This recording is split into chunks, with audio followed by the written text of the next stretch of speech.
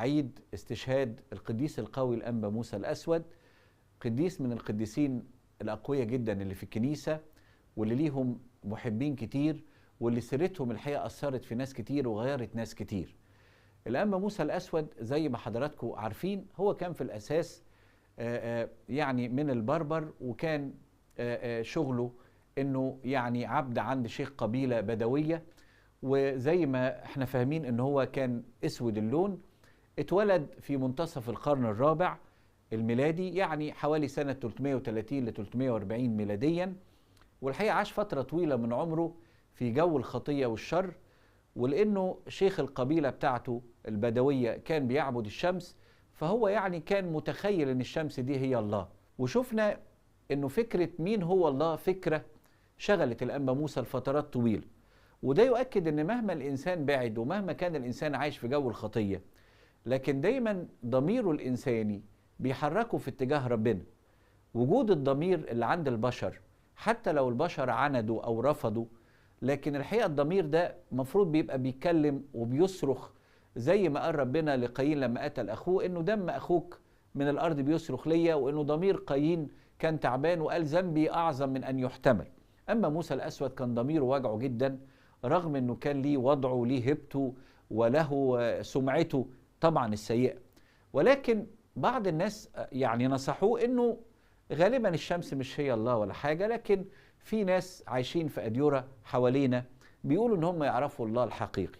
والحقيقة لما راح في وادي النطرون يسأل، كتير من الآباء الرهبان خافوا، حتى القس إيسيزوروس اللي كان بيطلق عليه قس القلالي، يعني اللي هو فيما بعد بقى أب اعترافه، من كتر هيئة الأنبا موسى اللي كان ساعتها مرعبة، كان مخضوض منه وخايف. ولكن بالروح القدس والحكمة اللي في القس إيسيزوروس قعد معاه واتكلم، وفهم انه الشخص ده رغم انه يبان من بره عنيف ويبان من بره انه شرير، لكن من جوه فيه حته حلوه. ودي نقطه مهمه ورساله واضحه لاي واحد فينا نستفيدها من سيره الانبا موسى، ان احنا ما نحكمش على الناس من خلال شكلهم من بره او اعمالهم. احنا مش عارفين ظروف الناس ايه، لا ندين حد ولا نقيم حد ولا نقول ده كويس او وحش، دي مش شغلتنا. هنا الحقيقه الانبا إيسيزوروس او القس القلالي قعد مع الانبا موسى الاسود، اتكلم معاه عن الدينونة، واتكلم معاه على خطورة الخطية، واتكلم معاه على محبة المسيح. ويقول السيرة بتاعته انه بدأ يبكي وبدأ يتعب، وبان الشخص اللي بان انه قوي وقاسي هو شخص ممتلئ مشاعر لله وبيحب ربنا، وانه هو بس ما كانش عارف السكة. بدأ طريق جهاد طويل، والتغيير الحقيقة ده عمل إلهي يا أحبائي، ده شغل ربنا ويحتاج إلى وقت. لكن دوري ودور حضراتكم نتعلم من الأنبا موسى أنه لا يضع أحد يده على المحراث وينظر إلى إيه؟ إلى الوراء. اللي هيمشي في سكة ربنا لازم يبقى محدد.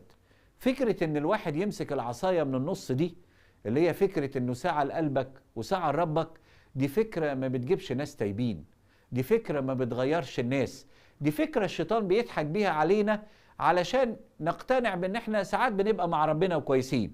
الأنبا موسى الأسود قرر إنه يتوب، وقرر انه ياخد وقت طويل بجهاد وإرشاد، وبدأ الأب إيسيزوروس يرشده ويتدرج معاه في النمو بعلاقته بربنا.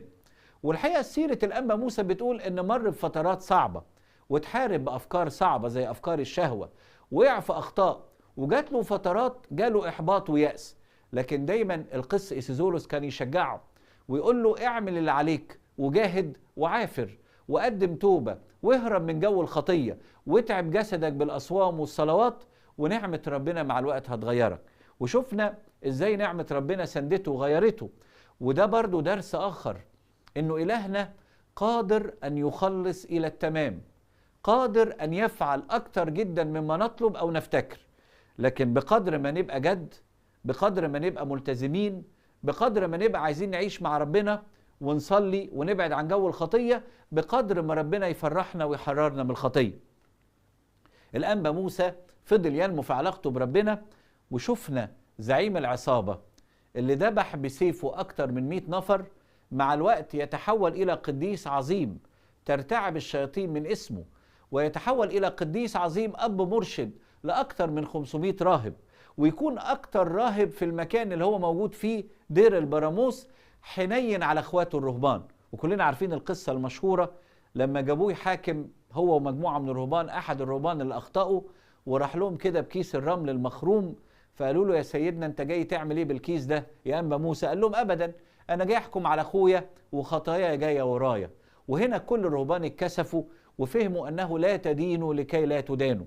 عاش إنسان قديس قلبه اتغير، حب الناس كلها. وكلنا شفنا أنه في نهاية حياته لما البربر جم يهجموا على الدير، هو قال أنا مش ههرب، وكان معاه 7 رهبان، وقال أنا أذيت ناس كتير وموتت ناس كتير، وأنا شايف أنه جه الوقت اللي لازم أتحاسب نتيجة خطأي ده. رغم أنه مشي في طريق ربنا، ورغم أنه جاهد، ورغم أنه صلى، ورغم أنه صام، ورغم أنه اترسم حتى قس كاهن، ولكن كان دايما شايف نفسه إنسان خاطي.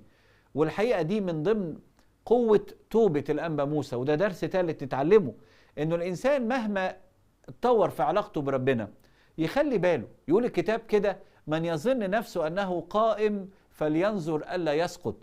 لو حد فينا فاكر نفسه أنه كويس يخلي باله على نفسه. كلنا محتاجين دايما نقدم توبة، كلنا محتاجين دايما ما ندينش اللي حوالينا، كلنا محتاجين دايما نحس بضعفنا واحتياجنا لله. الشخص اللي هيعمل كده هو شخص ماشي في طريق القداسة، شخص متواضع. يقول عنه الكتاب: يقاوم الله المستكبرين وأما المتواضعون يعطيهم نعمة. الله أعطى نعمة عظيمة للأنبا موسى، لدرجة بنشوف دلوقتي ناس كتيرة قوي عليها أرواح نجسة، بمجرد ما تروح دير البراموس وتقعد تحت الأنبوبة اللي فيها جسد الأنبا موسى، إزاي أنه ربنا بيتمجد، وبصلوات هذا القديس العظيم يطرد الله الشياطين ويخلص البشر من ذل الشياطين وسيطرتهم. ربنا يدينا وديكم نعمة أن احنا نتعلم من سيرته. أولا أن احنا لو ابتدينا ما نبصش للعالم نكون جد. ثانيا لو وقعنا نقوم وناخد إرشاد أب اعترافنا ويبقى عندنا رجاء. ثالثا نكون متواضعين وما ندينش حد، لأن كلنا غلابة ومحتاجين نعمة ربنا. ربنا يدينا وديكم نعمة نتعلم من هذا القديس القوي، قوي في توبته وقوي في تواضعه وقوي في جهاده. ولإلهنا المجد دائما أبديا آمين.